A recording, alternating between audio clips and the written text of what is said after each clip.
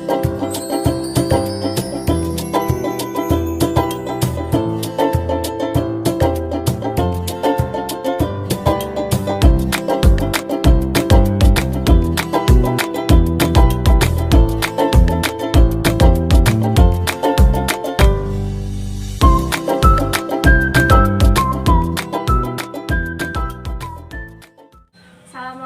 warahmatullahi wabarakatuh.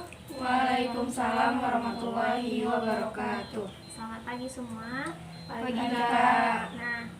Baiklah, sebelum kita melakukan proses konseling kelompok ini, ada baiknya kita berdoa terlebih dahulu menurut agama dan kepercayaan kita masing-masing. Berdoa dimulai.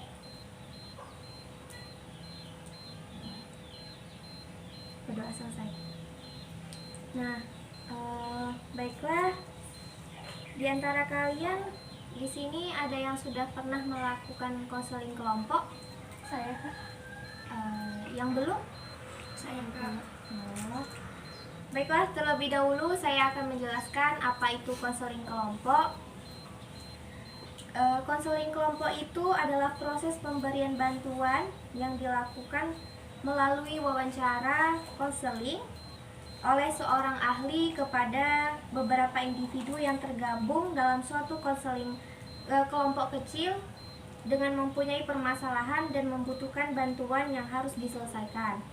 Nah, contohnya nanti teman-teman di sini akan menyampaikan masalahnya masing-masing, kemudian masalah yang terberat akan dipilih untuk diselesaikan. Seperti itu, paham? Paham, Kak. Baik. Sebelum melakukan proses konseling kelompok, ada baiknya kita terlebih dahulu untuk memperkenalkan diri agar kita kenal lebih jauh lagi. Silahkan dari sebelah kanan terlebih dahulu. Halo, saya Sayyidah. Halo, saya Ita. Halo, saya Fitria. Halo, saya Aini Amanda. Halo, saya Wilda. Sudah perkenalkan semuanya? Sudah, Kak. Baiklah, saya akan menjelaskan azas-azas konseling kelompok terlebih dahulu. Di dalam konseling kelompok itu terdapat banyak azas, tetapi di sini kita memakai 3 azas. Yang pertama kerahasiaan, yang kedua asas kesukarelaan, yang ketiga asas keterbukaan. Nah, apa itu azas kerahasiaan? Azas kerahasiaan ini memegang peranan penting dalam konseling kelompok karena masalah yang dibahas dalam konseling kelompok itu bersifat pribadi. Maka setiap anggota kelompok diharapkan bersedia menjaga semua pembicaraan yang ada di sini, yang ada di dalam kegiatan konseling kelompok ini, dan tidak layak diketahui oleh orang lain selain orang-orang yang mengikuti konseling kelompok ini. Dan yang kedua, azas kesukarelaan. Artinya, kehadiran, pendapat, usulan, ataupun tanggapan dari anggota kelompok harus bersifat sukarela menyampaikannya tanpa adanya paksaan. Yang ketiga yaitu azas keterbukaan. Keterbukaan dari anggota kelompok sangat diperlukan sekali. Gunanya apa? Karena jika keterbukaan ini tidak muncul, maka akan terdapat keraguan-raguan atau kekhawatiran dari anggota kelompok. Baiklah, sudah paham ya apa itu azas-azasnya? Paham, Kak. Nah, baik, kita akan melakukan sumpah konseling kelompok terlebih dahulu. Boleh diikut ya. Kami dengan ini menyatakan bahwa kami sanggup dan bersedia menerima, menyimpan, memelihara, menjaga, dan merahasiakan segala data dan keterangan lainnya yang kami terima baik dari diri saya atau dari siapapun juga, yaitu data dan keterangan yang tidak boleh dan tidak layak diketahui orang lain.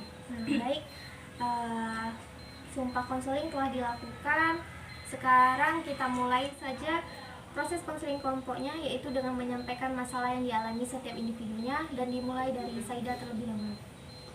Baik Kak, saya kan anak kos, jadi saya susah manage keuangan. Jadi masalah saya itu susah mengatur keuangan gitu Kak. Baik, Saida terima kasih. Apa?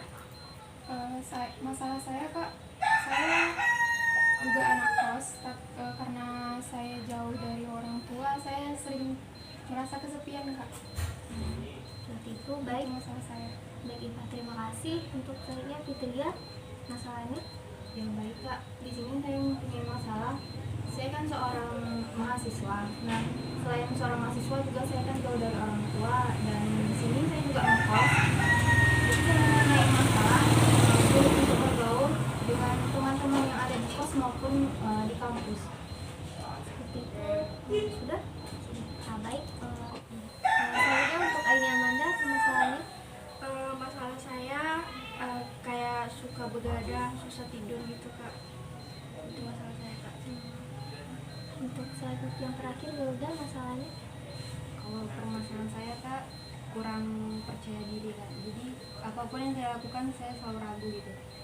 Setelah masalah sudah disampaikan, di sini kita akan memilih masalah yang terberat yang akan kita cari solusinya bersama-sama, dan di antara kita semua akan menyampaikan solusi yang baik untuk teman kita yang masalahnya kita anggap berat.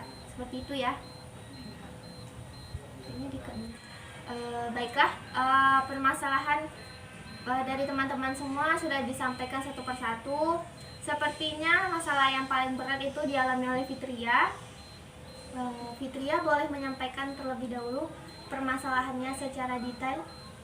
Ya baik Kak, di sini tadi kan masalah saya mengenai sulit untuk bergaul. Nah, selama saya kuliah, kan saya itu mengontrak dengan teman-teman SMA saya dulu. Dari awal menempati kontrakan itu, saya itu jarang sekali untuk berinteraksi dengan teman-teman satu kontrakan. Namun di balik itu sebenarnya mereka sudah mengajak saya untuk bermain, makan bersama kan, tetapi saya lebih kayak senang tuh, saya merasa senang saya tuh di diri saya sendiri. Contohnya seperti ketika makan tuh saya lebih senang makan di dalam kamar sendiri, bermain di kamar sendiri. Bahkan ketika mereka memberikan makanan untuk saya tuh akan membalikan uang dari apa yang mereka belikan untuk saya tadi itu. Dengan itu lama-kelamaan teman-teman satu kontrakan saya itu menjauhkan saya. Nah, permasalahannya seperti itu. Baik, permasalahannya cukup rumit ya. Dari permasalahan yang sudah disampaikan tadi, saya minta ya dari kalian semua untuk memberikan solusi kepada Fitria. Seperti apa bagusnya Fitria ini menanggapi hal tersebut. Nah, dimulai dari Saida terlebih dahulu. Baik, menurut saya itu Fitria harus lebih menanamkan rasa pentingnya sosialisasi, karena kita sebagai manusia itu saling membutuhkan. Nah, kita membutuhkan itu caranya kita itu harus berinteraksi dengan sesama teman gitu. Baik, selanjutnya itu solusi yang diberikan oleh Eva bagaimana? Solusi yang bisa saya berikan, Fitria coba untuk memulai obrolan lebih dulu, belajar mendengarkan teman-teman. Baik, selanjutnya pada ini Amanda, apa solusi yang bisa diberikan untuk Fitria? Solusi dari saya, perluas lingkup pergaulan. Seperti dalam kehidupan kita harus bisa memperluas lingkup pergaulan. Jika awalnya aktivitas kita hanya berangkat kuliah, pulang ke rumah lalu tidur, coba lakukan sedikit variasi. Mungkin bisa ikut gabung ke teman-teman untuk ikut nongkrong gitu. Baik, terima kasih Ini Amanda. Dan untuk yang terakhir, solusi yang diberikan Wilda untuk Fitria itu bagaimana? Wilda?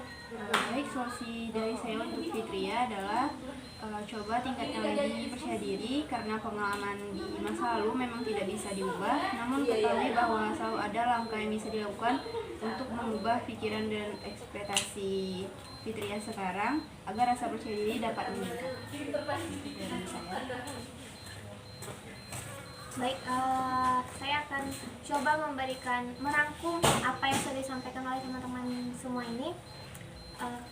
Sebaiknya Fitria coba untuk mengumpulkan teman-teman satu kontrakan, yaitu teman SMA Fitria yang dahulu, untuk dibicarakan sebetulnya Fitria itu tidak nyaman di bagian mana, supaya obrolan yang terjalin itu baik, terus tidak ada miskomunikasi antar teman di kontrakan. Seperti itu, bagaimana Fitria? Baik, terima kasih sebelumnya kepada teman-teman semua yang telah memberikan solusi, serta yang paling utama kepada kakak yang di sini menjadi konseling pada hari ini. Saya berterima kasih, semoga dengan solusi dari teman-teman semua dan arahan yang diberikan oleh kakak dapat saya laksanakan, sehingga saya akan berubah menjadi orang yang lebih baik lagi ke depannya. Baik. Terima kasih juga untuk teman-teman semua sudah menghadiri konseling pada hari ini. Dengan mengingat waktu sudah cukup lama, jadi kita akhiri konseling kita pada hari ini. Saya mohon maaf apabila terdapat kesalahan dalam penyampaian konseling hari ini. Saya tutup. Wassalamualaikum warahmatullahi wabarakatuh. Waalaikumsalam warahmatullahi wabarakatuh.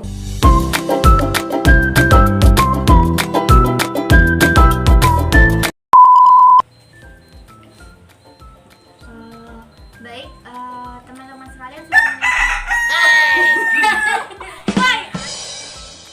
jadi nggak tahu untuk berat di sini.